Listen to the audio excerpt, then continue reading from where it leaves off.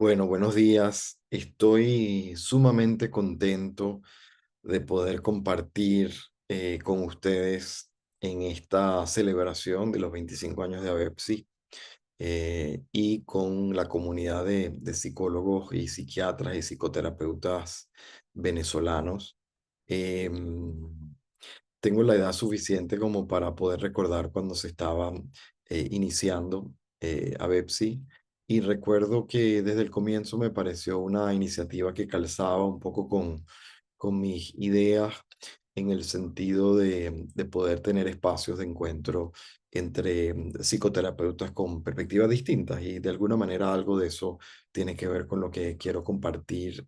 hoy. Y por supuesto, la oportunidad de seguir generando conversación y compartiendo ideas con la comunidad de psicoterapeutas venezolanos, que es de los sitios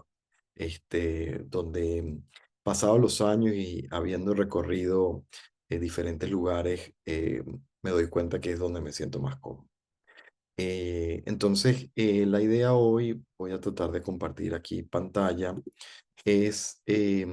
traer algunas nociones de lo que pienso que podría ser la psicoterapia al estilo venezolano,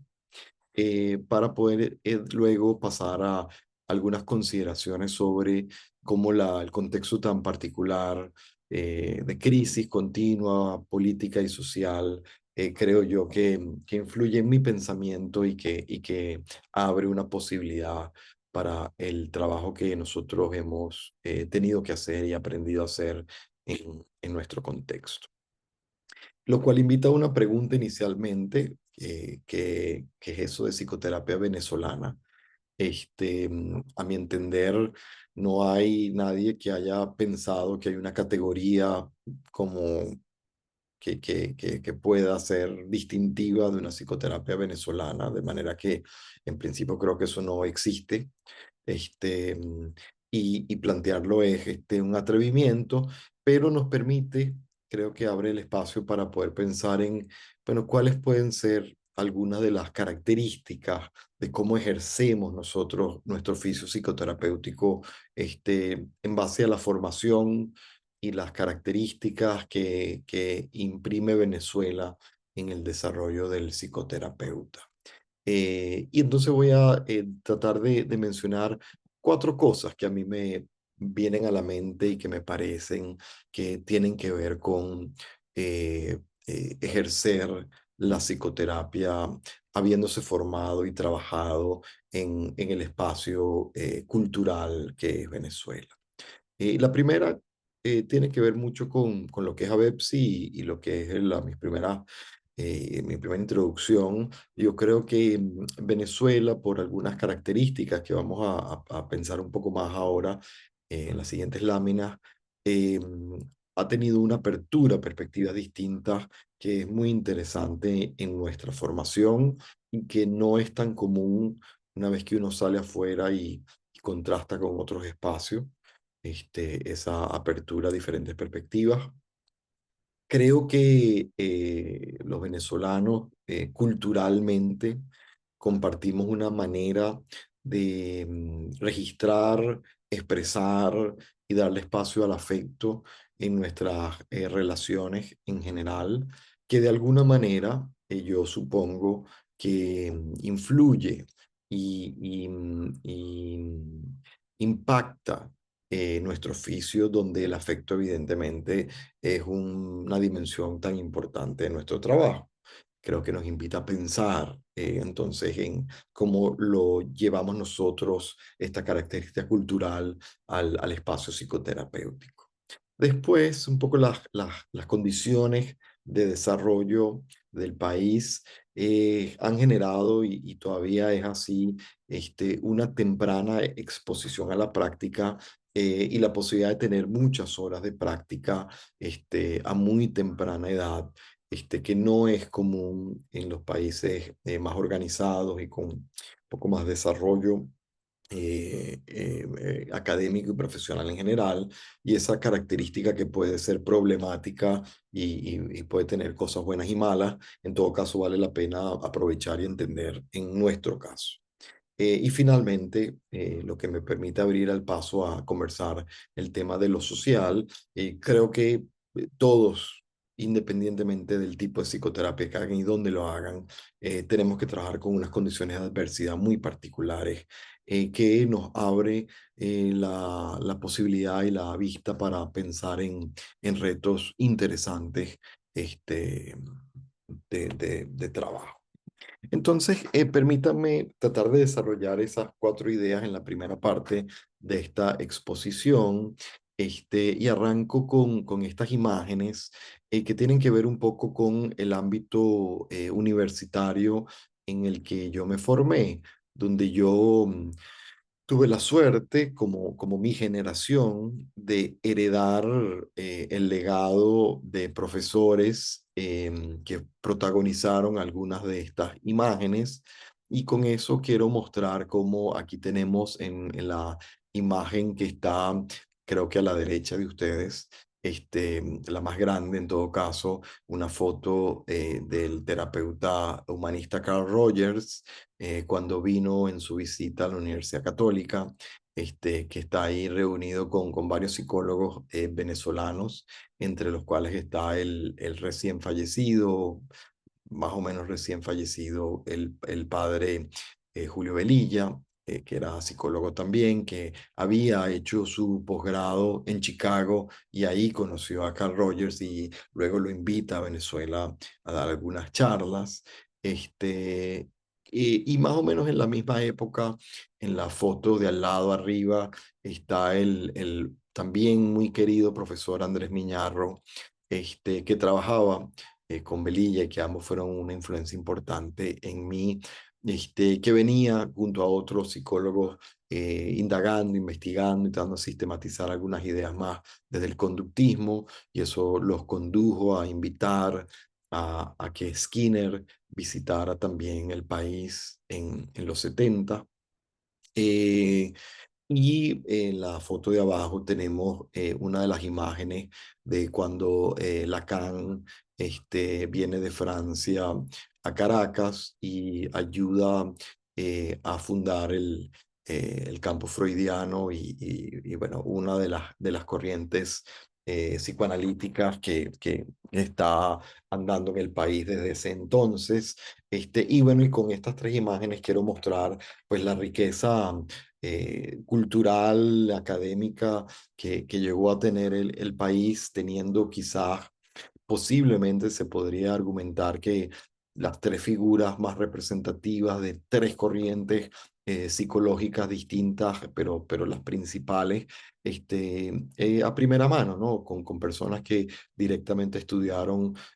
con estos personajes, que inclusive tenían el lazo y el puente para traerlos y la posibilidad material de poder traer a estas personas. Y así, entonces, se pudo tener acceso al mundo de la psicología y la vanguardia psicológica, además de muchos profesionales que no solo trajimos, sino que muchos salieron y pudieron estudiar afuera y después regresaron con esas experiencias que habían tenido. Además de que se trataba de un país que estaba recibiendo refugiados de otras latitudes que eran complicadas y que también nutrió el desarrollo de nuestro oficio, tanto refugiados de la Guerra Civil Española como en la Segunda Guerra Mundial, como en las dictaduras del sur. Entre ellos hubo una camada importante de profesionales en nuestra área. Entonces,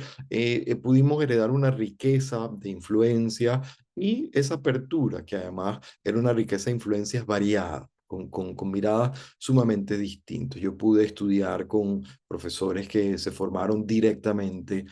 con gente como tan variada como Levi Moreno, como Bossuet Nash, como Virginia Satir, Carl Rogers, que mencioné, Maruja Fernández, que me supervisó, una psicóloga maravillosa, venía de haber estudiado un doctorado con Georges Devereux en Francia, como ya vimos Lacan, todavía en los 90, pues lazos de amistad con psicoanalistas locales trajeron gente de la talla de Otto Kemberg, es decir, de nuevo, pues una riqueza muy, muy importante. Aquí traigo este libro de Josep Solanes, lo descubrí ahora que tengo 2 años viviendo en Barcelona, España, de todavía influencias en la psicología y psiquiatría venezolana que ni siquiera conocía. Josep Solanes, un psiquiatra catalán que emigra por la Primera Guerra Mundial y se va a Francia, y en Francia estudia con una de las eminencias de las corrientes existencialistas, un psiquiatra que se llama Minowski. En Francia, Minowski pone a Solanes a ser el terapeuta nada más y nada menos de Antoine Artaud, el gran escritor. Y bueno, Solanes es contratado por el gobierno venezolano en los años 40 para que vaya a poner las bases de los programas de salud mental, y termina desarrollándose profesionalmente y quedándose en Valencia, y generó todo un equipo muy interesante de reflexión y de trabajo bastante de vanguardia para su momento en Bárbula.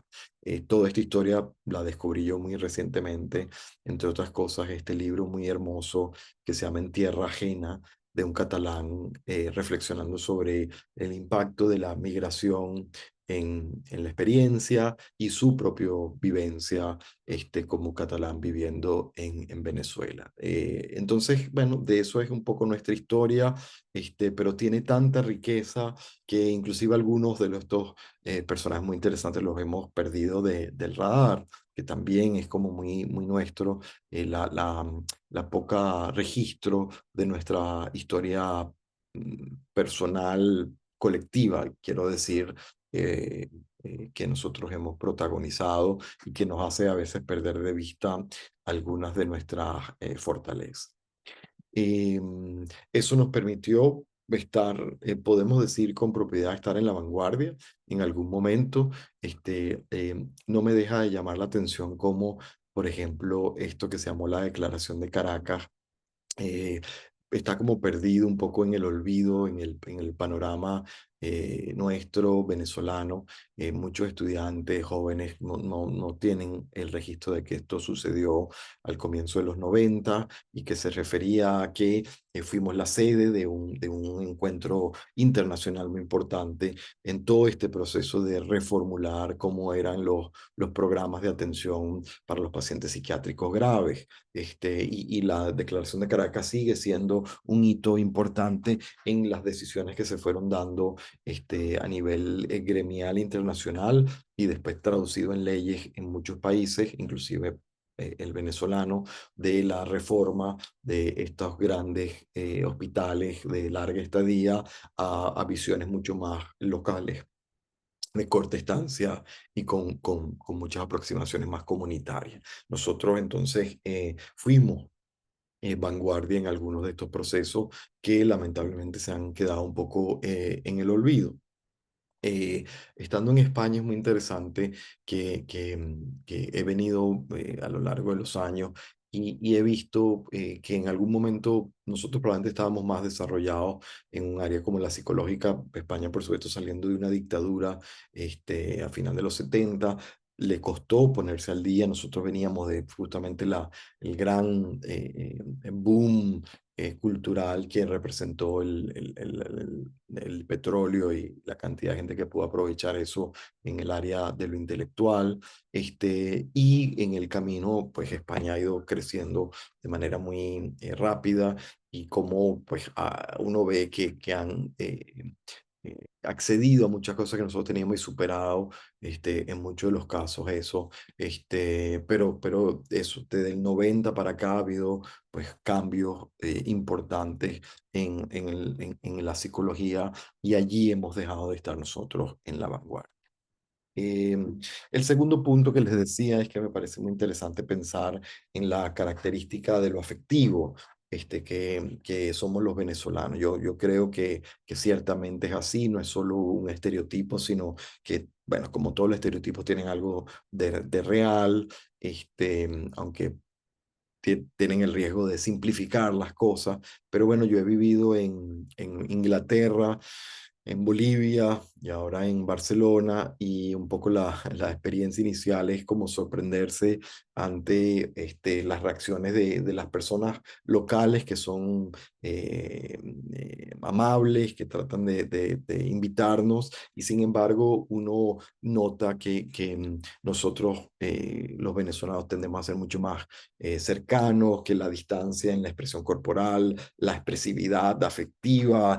la bulla, el ruido,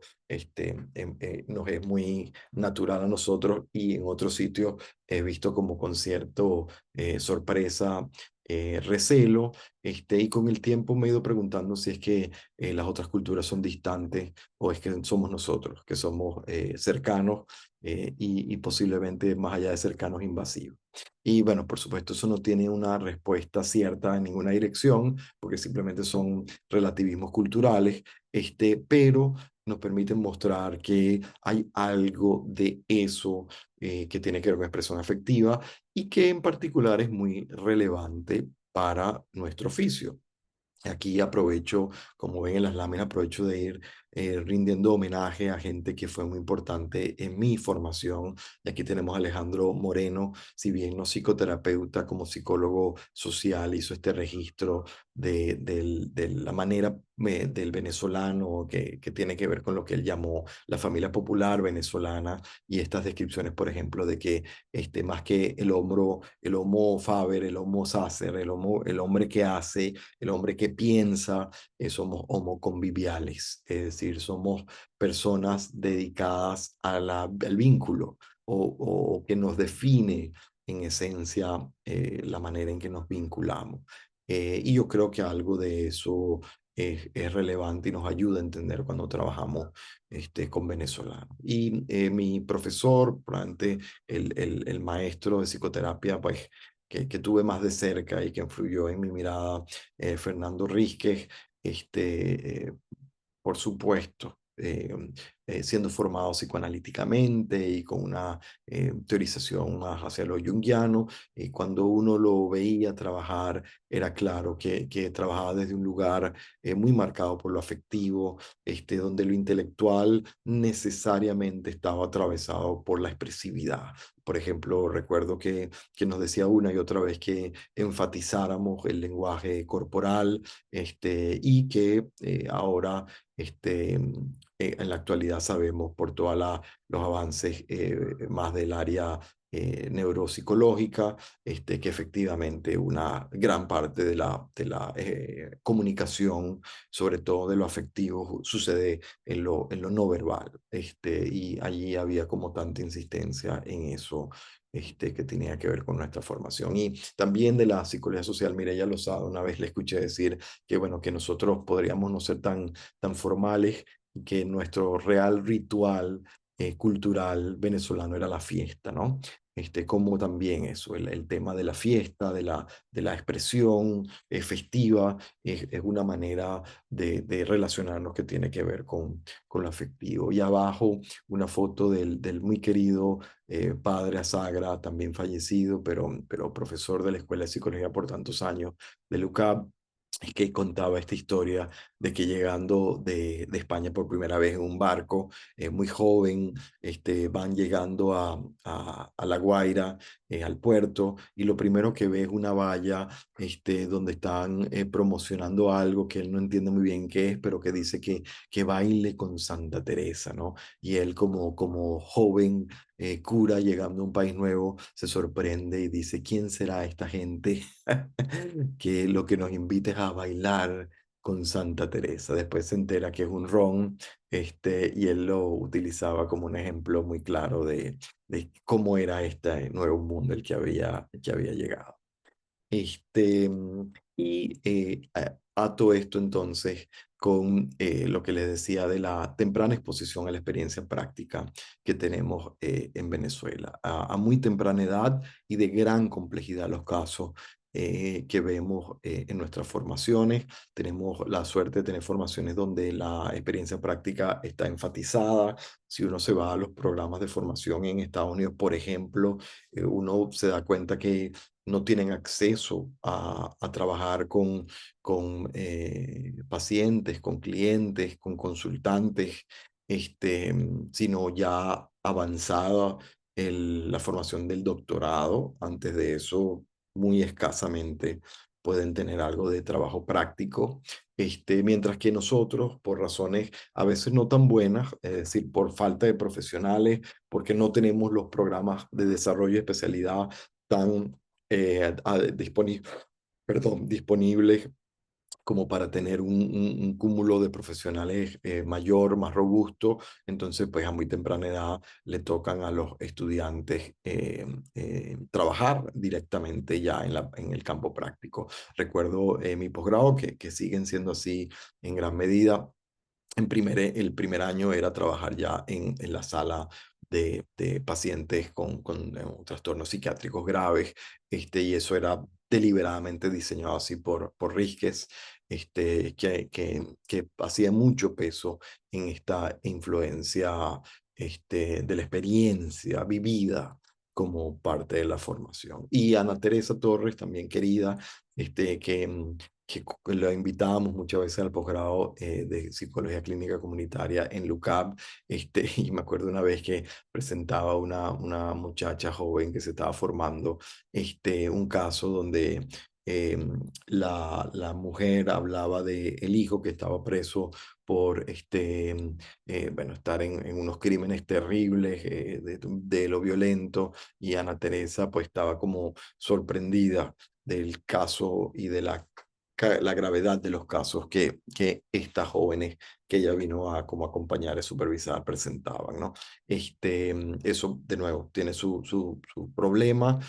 pero sin duda también es una fortaleza que debemos no perder de vista, porque pudiésemos aprovecharla inclusive más de lo que quizás la aprovechan. Eh, entonces, por regresar a mi formación, y a lo que me sirvió de la formación guiada por el doctor Rizquez, que después con los años también he podido entender algunas de las limitaciones que tuvo. Si me quedo en la fortaleza, fue una gran fortuna que tuve en ese posgrado, pero que creo que además no solo habla del espacio del hospital universitario, sino que muchas de nuestras formaciones tienen algo de estas ideas, donde siendo un espacio médico, el énfasis era psicoterapéutico, es decir, era relacional y estaba montado sobre la psicoterapia, donde teníamos una apertura a influencias distintas. Rizquez, de nuevo, con una formación psicoanalítica y junguiana, sin embargo, estaba muy influido por el psicodrama, y eso abría la oportunidad de pensarse desde maneras de psicoterapia distintos, donde se aprendía haciendo desde el primer momento, donde estábamos focalizando la experiencia vivencial del terapeuta como herramienta central del trabajo, de manera que la experiencia afectiva y nuestra propia expresión afectiva era sin duda algo lo que estábamos tratando de pensar y trabajar y desarrollar,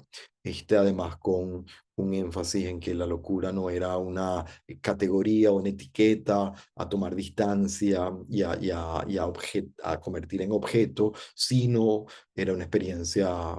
humana extrema que había que tratar de entender, cosa que además ahora leo, pues como ha avanzado mucho en las miradas actuales de la atención en casos graves, y eso va muy en sintonía. Pero al mismo tiempo hablamos de un gran psicoterapeuta, pensador, que era poco sistemático, que dejó cosas escritas, pero todos los que aprendimos con él concordamos en que probablemente la obra hablada y sus conferencias eran muchísimo más cautivantes que el material escrito, lo cual lo hacía pues difícil de transmitir a futuro, y muchas veces desordenado, muy divertido, muchas veces transgresor. Esa combinación me parece que carga mucho de la marca del estilo venezolano, con sus bondades y sus limitaciones. Sí hemos tenido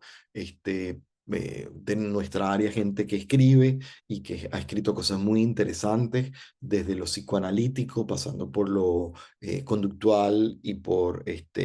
conductual, por el conductismo y por el humanismo, gente brillante como José Luis Betancourt, como Rafael López Pedraza, que si bien no es venezolano, hizo su obra aquí en Venezuela, Ana Teresa, que mencioné, Fernando Yurman, también argentino, pero que desarrolló mucho de su pensamiento acá. Tenemos literatura en nuestra área que vale la pena revisar, pero quizás eh, mucha en el olvido, ¿ah? No sistematizada, no actualizada, no sé qué tanto utilizamos estas referencias para mantenerlas en nuestra mirada. Y finalmente, todo esto en este contexto de gran adversidad. Yo pude trabajar en parque social de la UCAP muchos años y es de los sitios para mí entrañables de mi vida como psicólogo. Y recuerdo también en los 90 cuando se estaba desarrollando y cuando Juan Carlos Romero hizo las primeras iniciativas que condujeron a esto, pues la idea era que la universidad pudiese salir un poco de su trinchera y pudiese establecer puentes con una realidad social que ya en los 90 sabíamos que nos venía desafiando y desbordando la capacidad del país para atender. Entonces, ¿cómo hacemos para poder atender estas condiciones sociales y políticas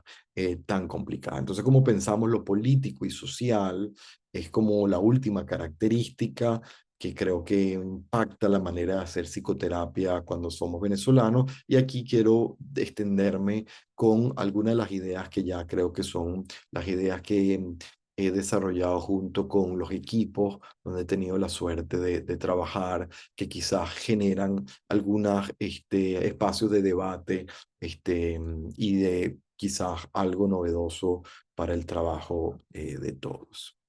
Cuando estábamos desarrollando estas ideas al comienzo, y se construyó programa de psicología clínica comunitaria. Tuvimos la enorme suerte de contar con Maritza Montero, y entonces nos permitió tomar de la mano la psicología clínica con cosas que estaban diciendo los psicólogos sociales y comunitarios en Venezuela. Y quizás los psicólogos sociales venezolanos, especialmente de la Universidad Central, son los que sí han sistematizado y escrito y ordenado un pensamiento propio y original, distinto a lo que se dice en otras latitudes. Y Maritza Montero, sin duda, ha sido una de las puntas de lanza de eso, y ella en ese sentido nos ayudó mucho. Y traigo entonces una de las primeras ideas controversiales que creo que se suman a partir de las cosas que he venido diciendo, pero esa posibilidad de tener una apertura a diferentes perspectivas que después concretamos en esta conversación entre la psicología clínica y la psicología comunitaria venezolana, que creo que ahí sí propiamente podemos utilizar la categoría psicología comunitaria venezolana, una categoría realmente establecida de que hay algunas distinciones claras con otras versiones de la psicología comunitaria, pero en todo caso, este, mm, que nos brinda una manera de pensar y de abordar el trabajo desde una perspectiva crítica, y las perspectivas críticas tienen la particularidad de invitarnos al debate, invitarnos a la reflexividad, es decir, a regresar sobre las bases de por qué pensamos las cosas como las pensamos y a poder interrogar desde otros lugares para generar una conversación que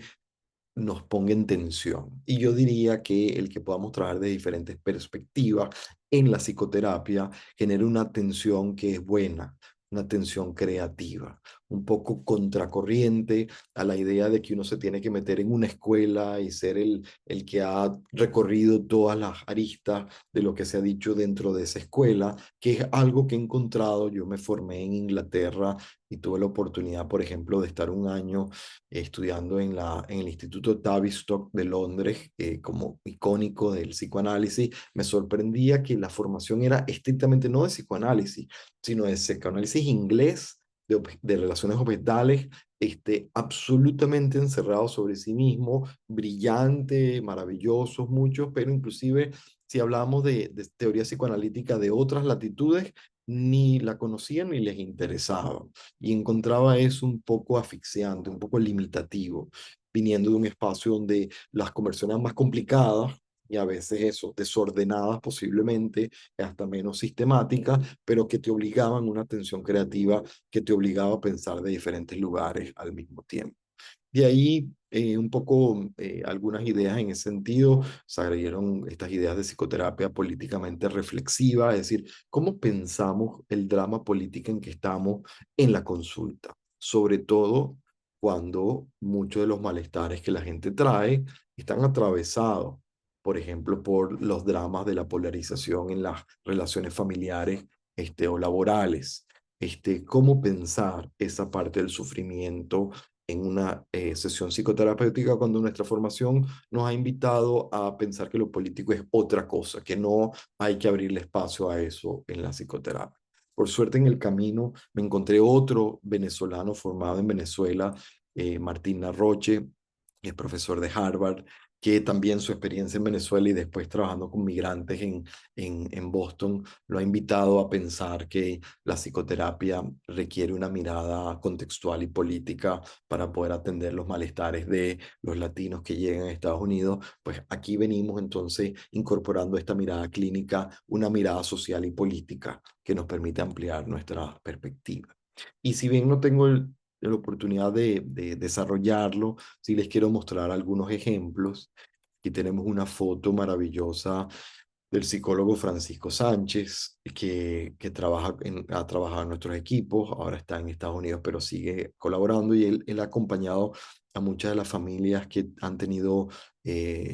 pérdidas por los asesinatos cometidos por la Fuerza de Seguridad en los operativos militarizados que hemos vivido en estos últimos años, ¿no? Y esta es una foto de un mural que se pintó con los rostros de algunos de los jóvenes asesinados en este sector y la cara de el hijo de este joven asesinado, pues allí de alguna manera confrontado con su pérdida y su duelo. Mucho de lo que nos ha tocado trabajar tiene que ver con duelo,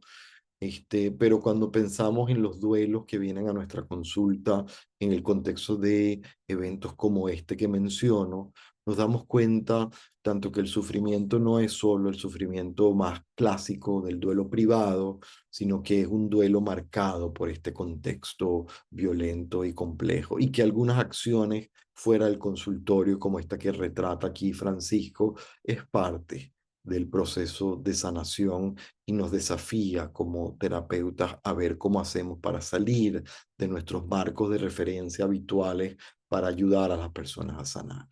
Muchas de las madres que hemos entrevistado, y eso lo hemos ido ordenando en publicaciones, nos dicen cosas como que sí, tengo mucho dolor y me ayudaría a sentir menos dolor, pero realmente yo lo que quiero no es que me calmes mi dolor me empuja a una cosa que es la que más quiero, que es sentir que hay justicia, que se diga realmente lo que sucedió y que se aclare las condiciones bajo las cuales asesinaron a mi hijo, este, y que lo estigmatizaron como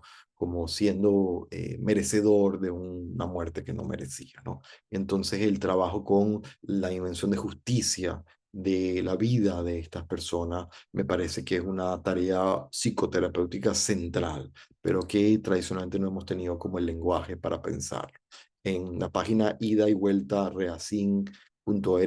que pongo allí, tenemos algunos de los registros de este trabajo que venimos haciendo y de algunos de los testimonios y las maneras como lo hacemos.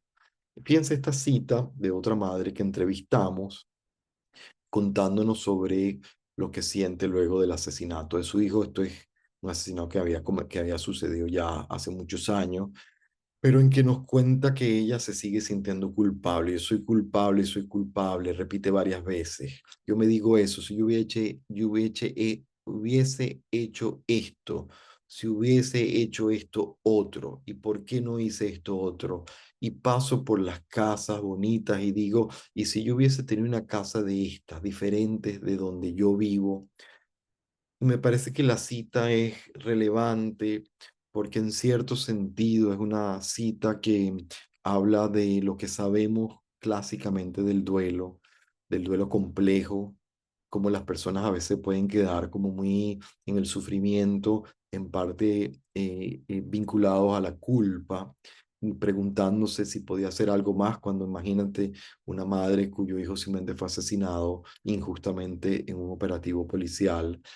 que mucho más pudo haber hecho esta madre, pero me parece muy relevante esta otra capa, donde ella entonces piensa en su pobreza, también integrándola a esa experiencia de culpa y pensando que quizás es también la pobreza que ha sufrido parte de la culpable de no haber hecho más por su hijo. Y esto nos abre otra dimensión de la conversación psicoterapéutica y de la reflexión personal más compleja que ya la muy compleja tarea de entender el afecto dolido, culpabilizado de la pérdida, sino también en el contexto de la diferencia económica. ¿Cómo entra esta experiencia de pobreza a marcar el sufrimiento? Es uno de los retos que nos hemos planteado tratar de entender y abrir espacio para poder trabajar con la otra persona y conversar sobre qué de esto tiene realmente que ver con el sufrimiento. O otro ejemplo, un último ejemplo, trabajando con expresos políticos, aquí con el muy querido Víctor Navarro, que ahora es un activista muy importante en esta área, a través del trabajo realizado en el camino de sentirse un poco mejor con lo que vivió por la injusta prisión política que sufrió, en el camino diciéndome, pues sí, me siento mejor, pero realmente esto no es suficiente. Yo lo que quiero es que los demás vean qué me ocurrió. Y de ahí entonces diseñó esta impresionante herramienta que es un museo virtual donde con los testimonios de otras personas que salieron del helicoide construimos un paseo virtual por las celdas del helicoide y él viene haciendo trabajo a nivel internacional para que los demás vean qué ha sucedido en Venezuela y ha ido haciendo un trabajo muy impresionante de posicionar y visibilizar. Y conversando con él, pues puedo hablar de su nombre abiertamente porque precisamente lo que quiere es que se mencione y se diga y se muestre lo que ha sucedido. Y él me dice, a veces todavía me cuesta dormir, pero estoy bien porque siento que lo que estoy haciendo tiene sentido. Y allí tenemos pues un testimonio de la importancia de esta dimensión política y social en el trabajo de sanación y que creo tiene mucho que ver con las tareas que tenemos pendientes como terapeutas en Venezuela. Entonces, en este como muy rápido recorrido que estoy haciendo desde los 90 en el Parque Social hasta ahora con lo que nos continúa retando como trabajo en muchas de las personas que atendemos, yo creo que todos los terapeutas venezolanos de alguna manera pueden decir que en algún momento les toca trabajar con los dilemas de la pobreza, de la persecución política, de la violencia, y es difícil escapar de la dimensión social del sufrimiento. En ese sentido, gente en otras latitudes ha dicho cosas parecidas. Me gusta mucho Charles Walgrave de un grupo de Nueva Zelanda que se llama Just Therapy, donde él escribe, nos dimos cuenta que los problemas que estas familias traían a nuestra consulta no eran solo los síntomas de la disfunción familiar, sino los síntomas de temas estructurales más amplios como la pobreza, el patriarcado y el racismo. Entonces, ¿cómo hacer para pensar no solo en el sufrimiento desde la perspectiva individual, sino los marcos materiales, sociales, políticos, donde se dan estos sufrimientos? ¿Cómo hacemos para poder incorporar esa dimensión en el trabajo que hacemos? Eso es el reto que creo que hemos querido tratar de atender sin tener el espacio para desarrollar, pero tampoco es la idea. La idea es hacer este recorrido para abrir la conversación sobre dónde estamos y quiénes somos los terapeutas venezolanos. Traigo brevemente que de alguna manera lo que estamos diciendo es que yo creo que algo de la psicoterapia que necesitamos poder hacer tiene que tener una mirada contextual, donde el lugar y el momento en que estoy es necesario entender para entender el sufrimiento. No tenemos una posibilidad de acercarnos de manera reflexiva y crítica a nuestros marcos de referencia, es decir, teniendo otros lenguajes u otras perspectivas que nos obliguen a preguntarnos desde dónde lo estoy pensando yo y cuáles pueden ser los puntos ciegos. Cuando yo pongo una mirada frente a la otra, me permite interrogar. Cuando yo trabajo del psicoanálisis y de la perspectiva sistémica va a hacer preguntas útiles y viceversa. Cuando yo tomo de, por ejemplo, las revisiones que el feminismo le ha hecho a la teoría psicológica y que podamos entonces pensar en clave de género, nos obliga a repensar algunas cosas que yo creo que de nuevo es una tensión para bien, con un énfasis en que estamos tratando de pensar cuál es el peso del poder en el malestar que esta persona trae, qué de la manera en que se distribuyen los recursos, el poder, las oportunidades, las valoraciones en una comunidad y en un país tienen que ver con cómo esta persona sufre. Y finalmente, cómo pensamos en la dimensión colectiva, no solo del problema, sino de su resolución, que de los malestares que esta persona también va a enriquecerse, no solo trabajándolo en privado, sino teniendo acceso a poder un trabajo que entre en la esfera pública, como por ejemplo el trabajo que les comentaba con Víctor. Eh, por suerte no es solo en Venezuela que se viene hablando en estos términos. En este momento, por ejemplo, Stacey Haynes en Inglaterra es muy interesante cómo viene hablando de la política y de lo psicológico y tratando de integrar intervenciones que permitan acceder a esos términos. Pero bueno, en Sudamérica también tenemos referencias muy interesantes que quedan un poco quizás perdidas en el camino, pero que existen. Es muy interesante leer a Elizabeth Lira. Tiene unos textos sobre testimonio y terapia testimonial que llamaron, como el propio registro del testimonio de lo sufrido durante la dictadura chilena era en sí mismo psicoterapéutico, y es muy interesante pensar que alguna de estas cosas las escribió con seudónimos, no los publicó con su propio nombre, es decir, entendiendo el contexto, tenemos que ir entendiendo que implica a veces tomar medidas para protegernos y proteger a las personas con que estamos trabajando. Carlos Slucky tiene un escrito muy interesante también de la experiencia argentina y de, por ejemplo, tiene un artículo de hablar en un congreso quizás parecido a este y tocar estos temas y darse cuenta que al tocar estos temas pues levanta la preocupación de todos los colegas de si podemos hablar o no de estas problemáticas en el espacio gremial de nuestro oficio, y si esa preocupación que evidentemente genera tocar estos temas no tendrá que ser reflexionada, no tendrá que ser pensada, porque seguramente en otros espacios esos temores de alguna manera influyen en las restricciones o limitaciones que estoy teniendo para pensar y para nombrar. Y nuestro ejercicio, nuestro oficio tiene que ver con pensar y nombrar. De alguna manera, ya yendo hacia el cierre, lo que quiero decir es que una mirada clínica comunitaria te permite atender a la dimensión política de la vida y de los malestares, te permite herramientas para enfrentar los dilemas éticos que presentan los marcos políticos, institucionales, que influyen en el bienestar y en la atención que nosotros proveemos. Se ha escrito sobre la influencia de la democracia en la salud mental,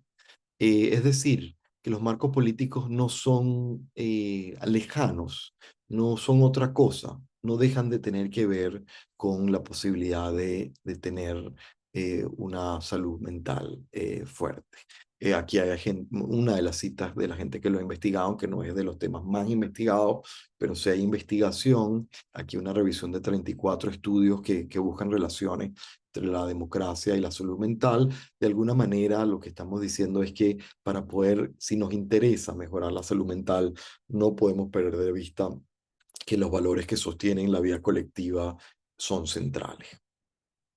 Cierro entonces con esta cita de Carlos Slucky, como les decía, muy interesante en este artículo de él de 2018, que creo que tiene que ver con el momento actual que estamos viviendo. Él escribe, el reto ético y pragmático es claro. Estar alerta a los efectos insidiosos de los mensajes de los regímenes represivos, capturando las constricciones de la autocensura por la cola,